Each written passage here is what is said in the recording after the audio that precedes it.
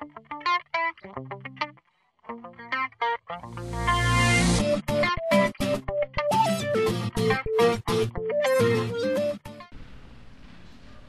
hello, this is Dr. James Silverisa, and this is my video tutorial.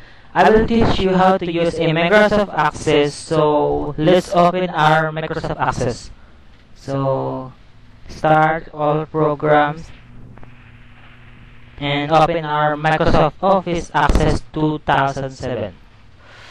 So, first we will create our database. So, click blank database, and let's name this database practice. Okay, practice. So create.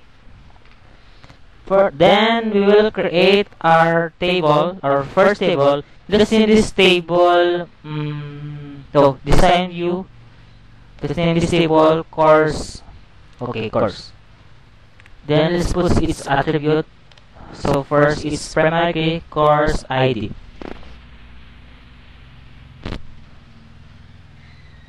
Then course description.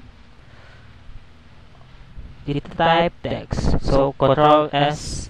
Then let's create another table. Click table. Click this design view, right click person. So okay. Let's put some attributes on it. So person ID. Data type auto number, last name,